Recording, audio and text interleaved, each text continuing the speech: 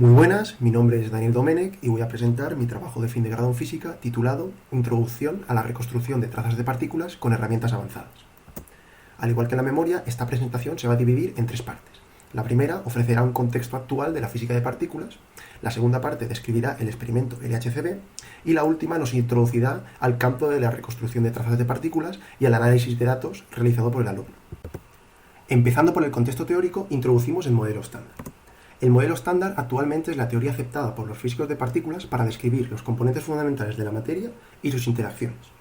Desde su desarrollo en la segunda mitad del siglo XX, ha acertado en explicar todas las medidas experimentales hasta la fecha y ha predicho la existencia de nuevas partículas que posteriormente han sido descubiertas, lo que lo convierte en una de las teorías más precisas de toda la ciencia. Sin embargo, sabemos que no es una teoría completa porque aún tiene preguntas abiertas que no sabe responder, como por ejemplo, incluir la gravedad o explicar la diferencia entre materia y antimateria en el universo. Por lo tanto, uno de los principales objetivos de los físicos de partículas es el de encontrar evidencias experimentales de efectos no contemplados por el modelo estándar, lo que se conoce como efectos de nueva física, en experimentos de alta energía como el LHCb. Un observable muy interesante para medir posibles efectos de nueva física es la polarización del fotón en procesos que involucran la transición de un quark B yendo a un quark S emitiendo un fotón. Este fotón, el modelo estándar, predice que se va a emitir normalmente con una polarización a izquierdas. Por lo tanto, el parámetro alfa mide la ratio de procesos en los que el fotón se emite a izquierdas con respecto a fotón emitido a derechas. Por lo tanto, el parámetro alfa puede tomar valores desde -1, polarización completamente a derechas, y +1, polarización completamente a izquierdas.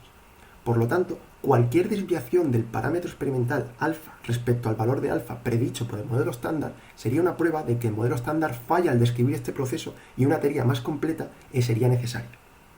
Un muy buen canal para realizar este tipo de medidas es el canal de desintegración del barión lambda B desintegrándose en un barión lambda emitiendo un fotón. Sin embargo, los algoritmos de reconstrucción actuales para este canal no están bien optimizados. En esta segunda parte vamos a describir brevemente el experimento LHCb, pero antes debemos ubicarlo dentro del acelerador LHC. El Gran Colisionador de Hadrones es un acelerador de partículas circular de 27 km de anillo que acelera protones hasta una energía de 7 teraelectronvoltios, lo que significa que los protones dan una vuelta completa en menos de 90 microsegundos. Para hacer colisionar los protones se utilizan haces compuestos de paquetes de protones a una alta densidad. Estos paquetes tan solo están separados por una distancia de 25 nanosegundos, lo que da lugar a una tasa de colisión de 40 millones de colisiones de paquetes de protones, que no protones, por segundo, dando lugar a una luminosidad instantánea de 10 a la 34 eventos por centímetro cuadrado y por segundo. El LHCb es uno de los 4 principales experimentos dentro del LHC, y este está enfocado en el estudio de la física de quarks pesados, tales como el quark B y el quark C. Vemos que el detector es un tanto singular porque el punto de interacción de los protones se encuentra dentro del Vertex Locator y el detector está construido como un brazo que solamente cubre una pequeña parte de ángulo sólido. Sin embargo, este ángulo sólido es suficiente para captar la mayoría de procesos que involucran a un quark B, ya que los hadrones conteniendo quark B tienen un ángulo de vuelo muy pequeño relativo al haz. El LHCb está compuesto por 3 sistemas. El primero, localizado en la primera parte del detector, es el sistema de tracking y trata de reproducir la trayectoria de las partículas cargadas. En segundo lugar, tenemos el sistema de identificación de partículas formado por los detectores RICH-1 y RICH-2, los calorímetros y las estaciones de muones. Por último, el sistema de tracking vamos a discutirlo más adelante, ya que está más relacionado con el proceso de reconstrucción. Ahora sí, vamos a introducirnos al campo de reconstrucción de partículas. Y qué mejor ejemplo para empezar que ofrecer una imagen 3D de un proceso completamente reconstruido dentro del LHCb. Vemos que el punto de interacción se encuentra dentro del velo y hay muchas trazas asociadas únicamente a este subdetector, que es el más preciso de todos. También podemos ver la enorme cantidad de partículas que una simple colisión de paquetes de protones produce en el LHCb. Vemos que las partículas salen despedidas del velo y recorren todo el brazo del LHCb. Podemos ver que a partir de este punto las trayectorias de las partículas empiezan a deflectarse debido al imán del LHCb. El sistema de tracking capta la posición antes y después de recorrer el imán. Midiendo el grado de deflexión podemos asociar un momento a esa traza y por tanto caracterizarla. Vemos también la enorme capacidad computacional que se requiere para reconstruir un simple evento de colisión de paquetes de protones. Recordemos que el LHC trabaja con una tasa de colisión de 40 millones por segundo.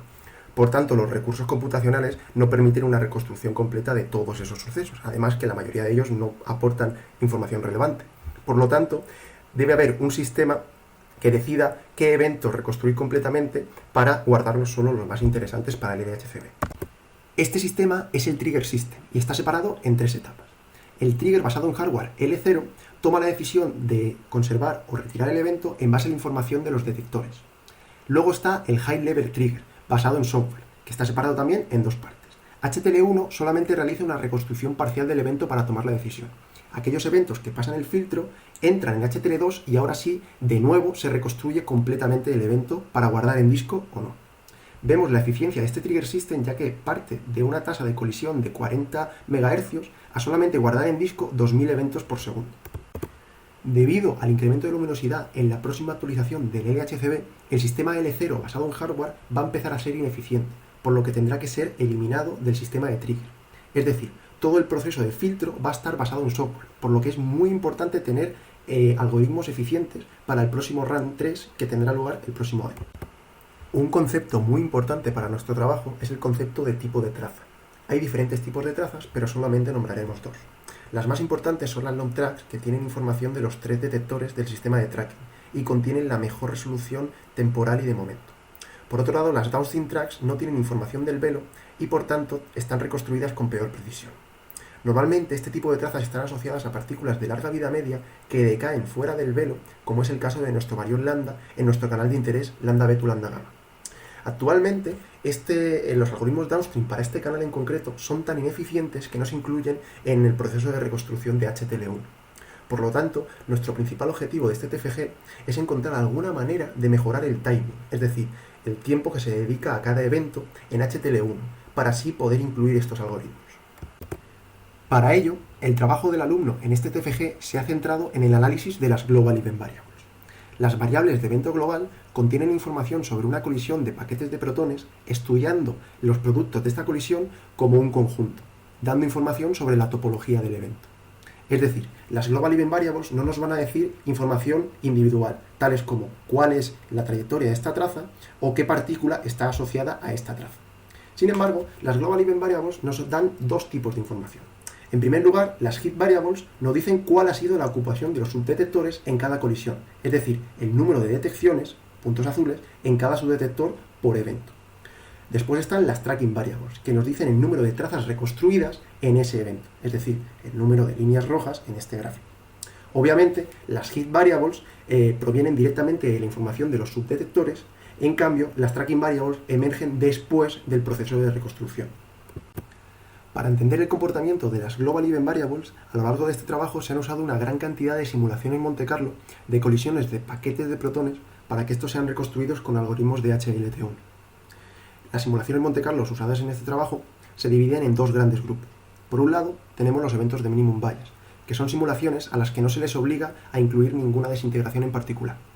Los eventos de minimum bias son muy importantes porque nos dan información sobre el régimen de baja energía de la interacción fuerte, y por lo tanto tienen poca probabilidad de incluir una partícula pesada.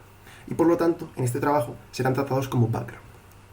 Por otro lado, tenemos los eventos de canales de física, así llamados en este trabajo, y son eventos de Monte Carlo que sí que están obligados a incluir una desintegración en particular, en este caso de un hadrón conteniendo un quark pesado, es decir, un quark B o un quark C. En este trabajo se han usado hasta 5 diferentes canales de desintegración, incluyendo nuestro particular lambda beta lambda gamma. Esto se ha hecho para estudiar diferentes canales con diferentes productos finales y ver si hay diferencias entre Global Event Variables. Por lo tanto, en este trabajo, obviamente, los canales de física serán tratados como señal. A continuación, mostramos los resultados del análisis de las Global Event Variables, empezando por la variable nVeloclusters, que nos dice cuál es el número de detecciones en el velo por evento. Para cada variable se han dibujado 6 histogramas diferentes, correspondientes a los 6 data samples que hemos usado en este trabajo. Cada histograma representa la probabilidad que tiene cada canal de registrar un número determinado de detecciones por evento. Vemos 2 comportamientos diferenciados. En primer lugar, vemos que los 5 canales de física presentan la misma distribución para esta Global Event Variable y pueden ser estudiadas como un conjunto de datos de señal frente a los eventos de minimum bias, que tienen una distribución centrada a valores de detección por evento menores. Esto tiene sentido, ya que los eventos de minimum bias son menos energéticos y crearán menos partículas que darán lugar a menos detecciones. En cambio, los canales de física presentan partículas masivas que requieren mucha energía para ser creadas.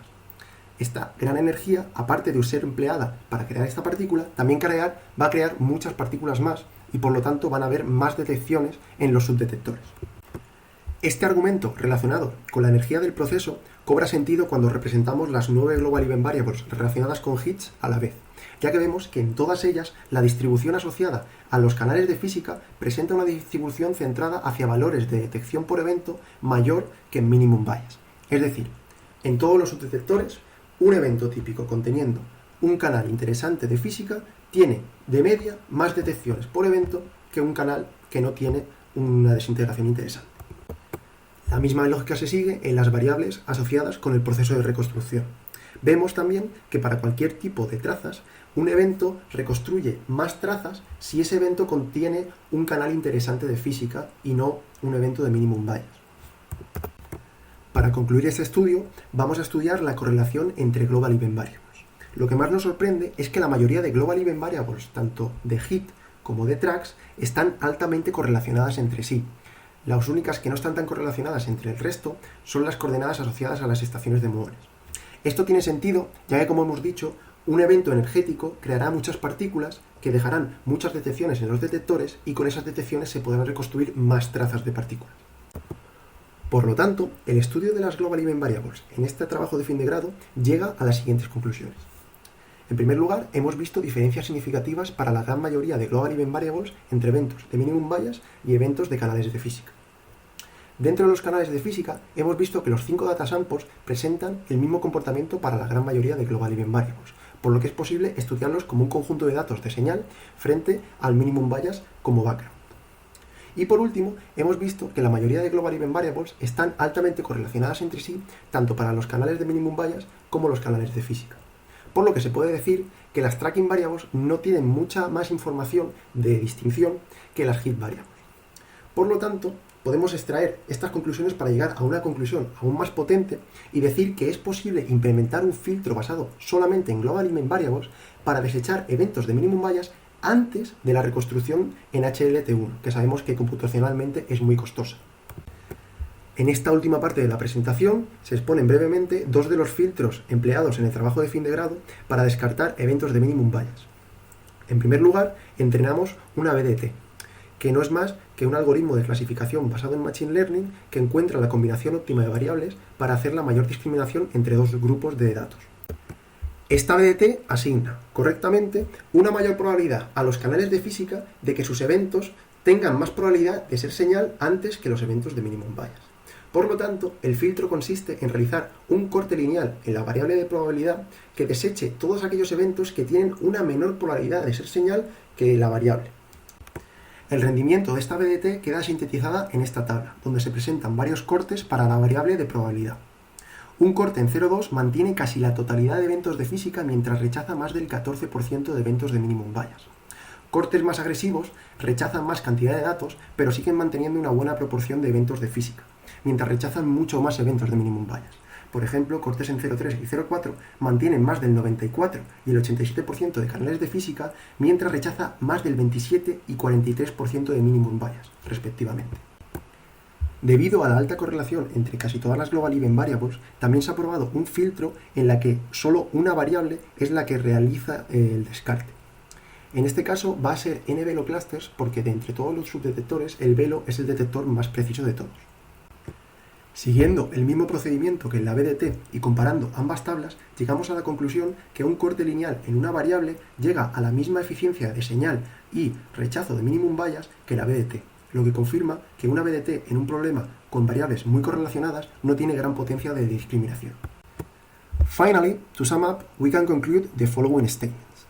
First is that we have approached to the field of particle chart construction, and during this work we have been aware of its relevance inside the whole experiment, and we have learned that this field is really complex and computationally hard. Furthermore, during this work we have developed a filter based only in one global event variable that rejects a significant amount of minimum bias events without losing many physics channels events. A linear cut is easier to implement than a BDT, and if it works, this will reduce the work of HLT1 reconstruction algorithms, and maybe it can help the experimental access to the channel lambda b to lambda gamma, that is really poor right now. Thank you very much for your attention.